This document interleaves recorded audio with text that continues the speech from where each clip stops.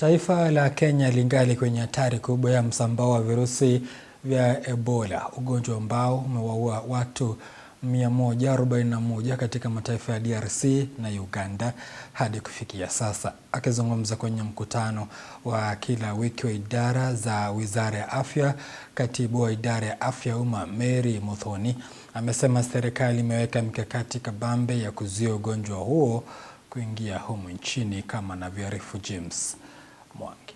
Huku Kenya ikiendelea kuchukua tahadhari dhidi ya maambukizi ya virusi vya Ebola ambavyo kwa sasa vimesambaa katika baadhi ya maeneo ya Kongo na Uganda na kusababisha vifo vya takriban watu 141. Wizara ya Afya nchini imeendelea kutoa hakikisho kuwa imejiandaa vilivyo kukabiliana na virusi hivyo, huku ikiendelea kujitahidi kuzuia kuingia na kusambaa kwa ugonjwa huo humu nchini. Kenya remains at high risk on high alert for the Budibugyo virus disease due to the extensive population mobility with the DRC and Uganda, which have reported 635 cases and 19 cases respectively.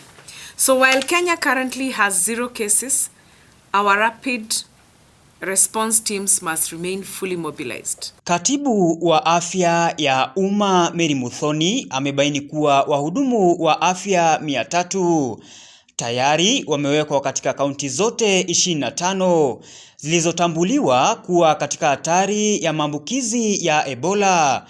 And we must ensure that the mapped up surge staff are ready for immediate deployment to continue to support the in-person trainings in the high-risk counties like Busia, Turkana, Trans Nzoia. Cumulative now we've screened more than 100,000.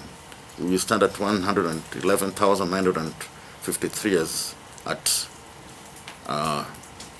Saturday. We have also been able to map out a surge capacity just in case of a response. We will be able to deploy them a total of 343. Aidha, Muthoni ameibua wasiwasi kuhusu ongezeko la maambukizi ya ugonjwa wa Mpox ambao umeathiri kaunti 38 huku takriban kesi 1000 zikiripotiwa pamoja na vifo 19. We must escalate our response to the Mpox outbreak, which has now affected 38 counties out of 47 counties and recording more than 1,000 cases. And currently we have 19 deaths out of Mpox.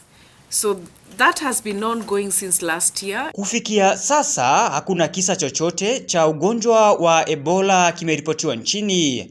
Takwimu zikionyesha kuwa takriban watu 3,000 wanapimwa dhidi ya ugonjwa huo kila siku. Around 63 samples had been. James Mwangi, Undugu TV.